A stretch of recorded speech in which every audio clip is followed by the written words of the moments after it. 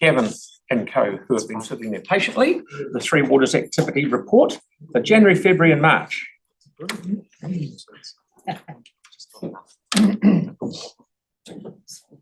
morning, everyone. Yes, so this is the Three Waters Quarterly Report for January to March 2025. Memory. I'll take the report as read. Okay. Anyone got any questions? I've had a really long list of stuff just emailed through over the last week or so. It's been great. So Lots of really good answers. So thank you. Yeah. Okay. Yanni. Thanks. And thanks for sending through a copy of the. I got a response on the wastewater treatment plant activated sludge sort of design. I mean, I appreciate it's quite technical, and it's not being done in the traditional way. There's lots of moving elements. I guess what I was interested in is at what stage would we be able to show the community what's proposed? My understanding is the design was going to be complete by the end of May.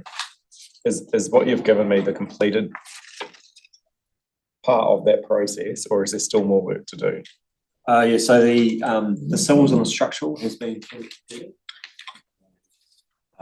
Finishing off the mechanical electrical.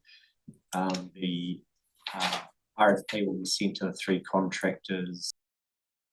At that stage when they receive it, as I said, civils and structurals completed. The mechanical electrical will be 50% complete. We'll still get them to price that, and so we could provide the information we have now is what we provide to the community, which is really the civils and structural, what it looks like, the size of it. I don't think people will be interested in the mechanical electrical components that in the background that aren't complete. So we could, we do into the community board every 2 months. We could, if you want, organise a separate briefing. Right, but the design that I've got now is basically showing. That's the what I sent you. That's the activated sludge structure, the blower hall. It's all been completed, designed. Yep. So we're just waiting on the mechanical electrical components. We taken to 50% and then sent to the contractors to price, and then we will shortly after, once they pricing, award it to. So the key message is we're still on track to get that done, and we're not worried. There's no there's risks around delays. There's no risk to delay. Work is happening.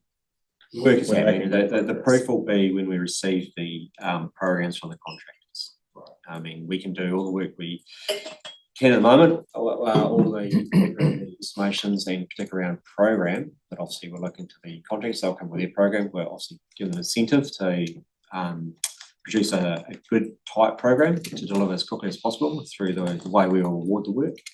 But until we have that, and once we have that, that will be the program. And what date are you hoping to have that? I would say 10 weeks. Yeah.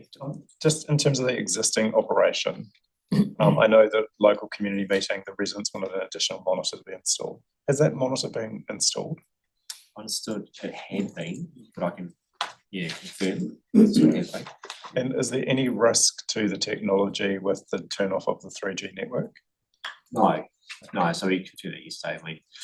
Most of our monitors are 4G. There are some out there that are 3G, but they're compatible with 4G. So, yeah. Okay. Thank you. Jeff, I've got a question. So on a good day, the downhill with the tailwind, the tender for activated sludge will be let before Christmas. Would that be fair to say? Oh yeah, no, we will be. Yeah. No, that's cool. Just put it out there. Yeah. That's great. Yeah, all right. Yeah. You're having a word. I'm more than happy to second it. Is anyone? Yeah, Pauline, sorry. Yeah. And then Tyrone, sorry. So page 145.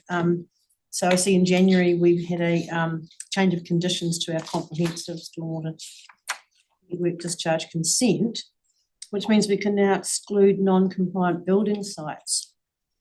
So can you explain what that kind of means?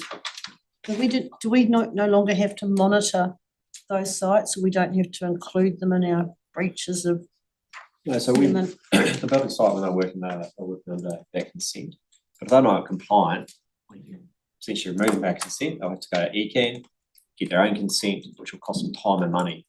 So it's one way that we have, I suppose, some teeth to incentivise them to comply with the consent that we have. Yeah, so that's a good thing, isn't it? It So is, that's- it's very good, because it gives us a tool to convince them that they should follow our consent. Yeah, and then who does the monitoring for the sediment discharge? Do we do that together with ECAN, or is it just council does that We do, council does that. on behalf of ECAN? Well, in terms of costs, because it's when they were operating under our consent, we're doing it. In fact, yeah, it's a good question. If they weren't compliant, we force them to go to ECAN to get their own consent, then it possibly would be ECAN monitoring consent. And then the next paragraph says that you undertook 400 erosion and sediment control audits. That's the compliance team. So that's another good thing as well, isn't it, that we're getting onto all of this Yes. to help on top of the sediment and erosion. Yes, yeah. Thank you. Good. Yanni. Oh, sorry, Tyrone was before you. I'll just go to Yanni actually, because I'm just okay. So, you know, I do acknowledge, like, you know, we had a pretty significant flooding event, and particularly the peninsula was hit a lot harder than other areas. And I know there's been a lot of work, but I'm just really interested in, on page 145, there is discussion around the Bells Creek storm filter. And like, I'm just trying to understand how when we have flooding events, how we measure the effectiveness of the interventions we've made, both for the quality of the water in the rivers, and also obviously the flooding that happens. When I read through the civil defence response plan, it's very good at a high level, but I do wonder where the local assessments are of the areas we know that are prone to flooding that we've tested previously. So places in Wolston, places in Bromley, for example.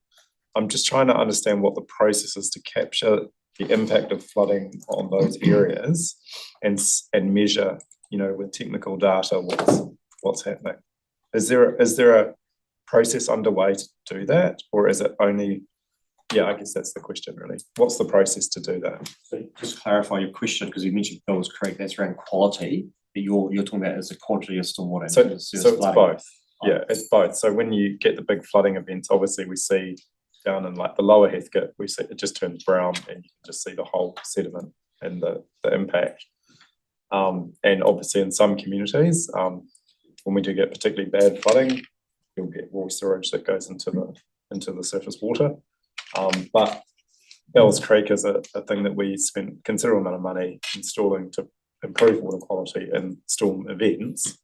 So I'm trying to understand the impact of when we have a storm event, how we measure what's happening both in terms of flooding reduction and water quality.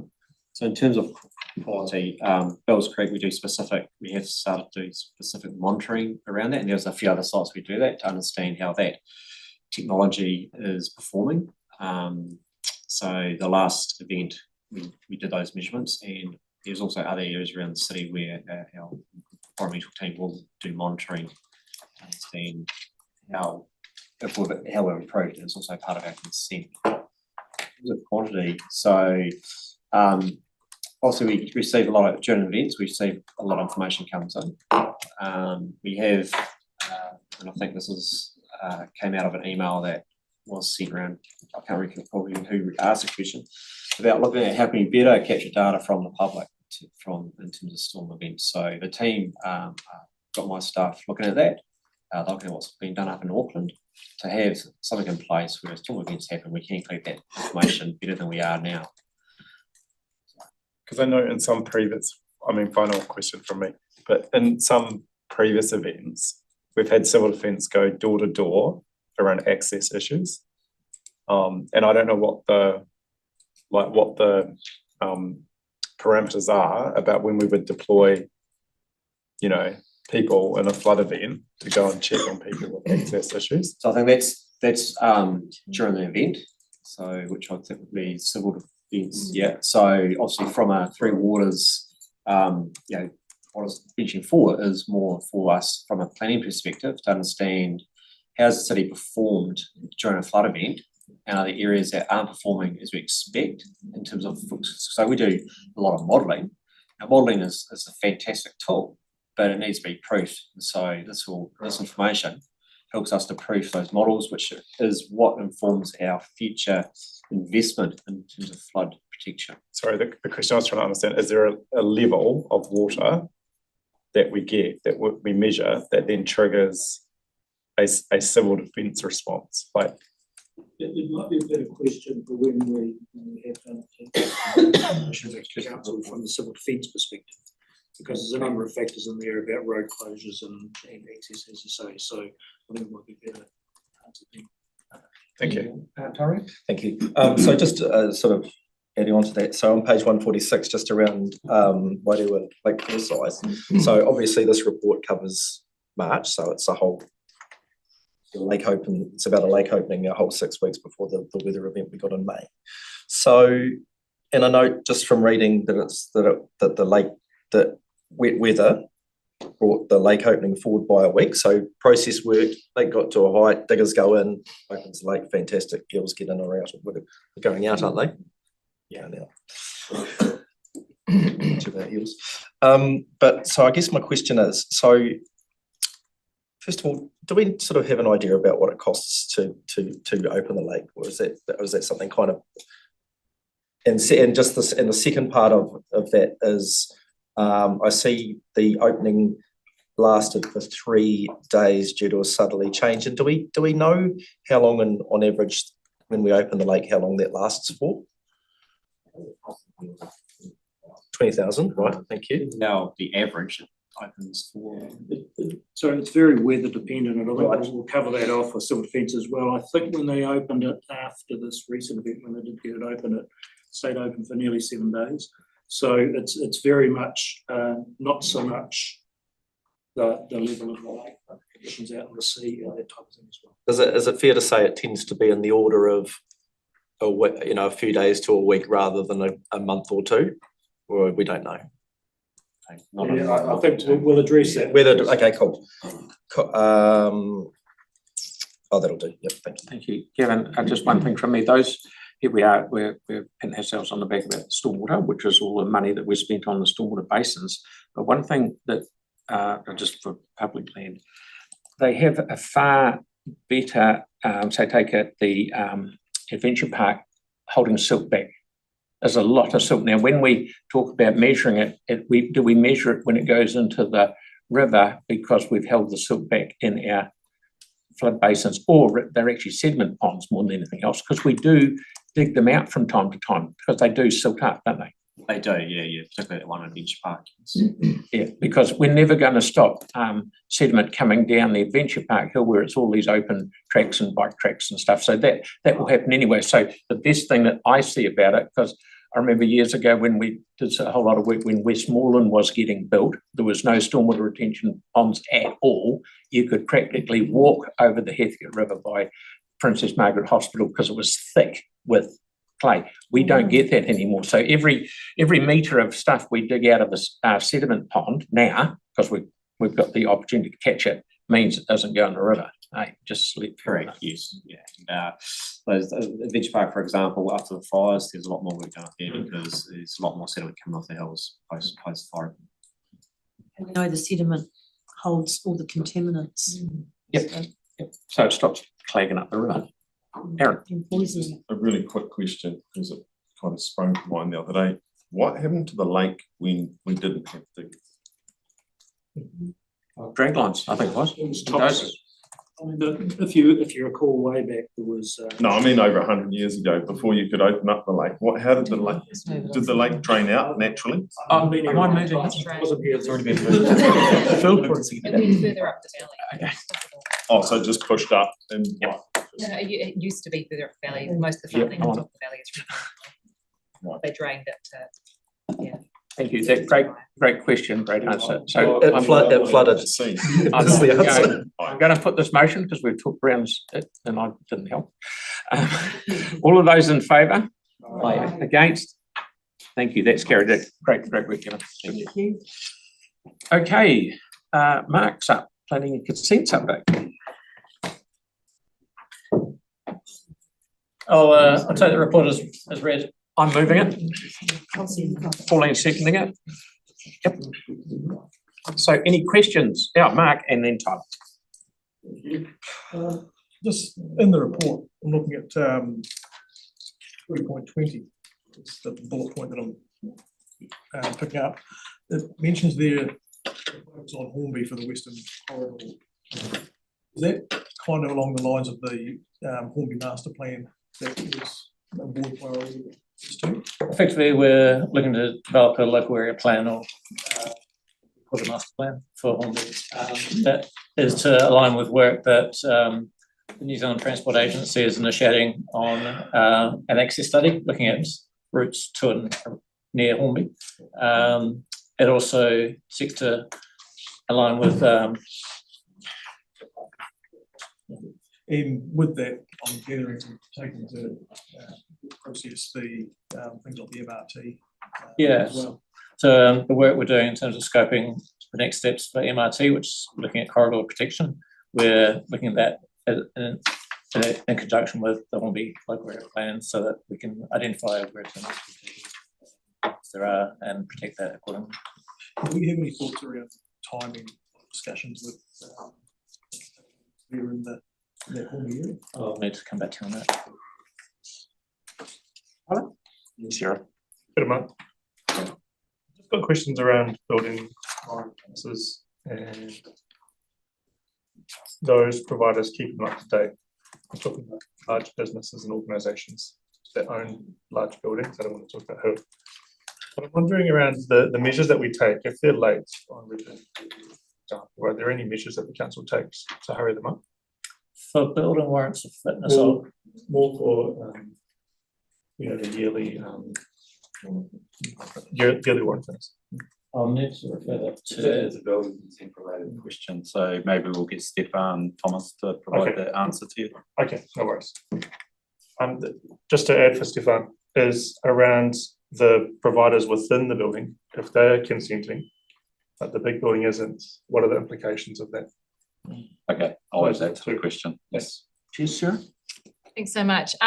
Just given the recent announcements from the government, with a raft of small changes and some big ones, what kind of pressure is that going to put on the planning area and to get, well, there's a submission initially, but if it all goes through, what kind of pressure is that going to put on you guys? We anticipated this national package being announced, and we've sent some advice initially with a summary of what's proposed, and we'll come back to you with a fuller briefing on contents, and then thereafter a report to council in terms of a submission. A number of the aspects of the package in the form of national environmental standards.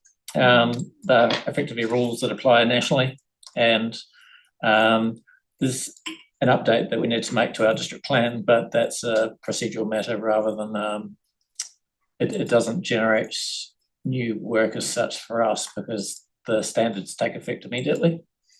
So granny flats, for instance, the standards that would be introduced would come into effect from the date defined in the NES, and thereafter we simply have to implement it. We'd have to also update our plan to remove inconsistency, but the national environmental standards take effect from day one. Okay, so that could be just part of like an omnibus plan change that we do relatively regularly just to catch up on a few bits and pieces. That's an option, and we'll report back on that. Thank you. Questions, right? Any debate on this? Any discussion? No. I'll put this motion. All those in favour? Okay. Thank you. That's carried. Great.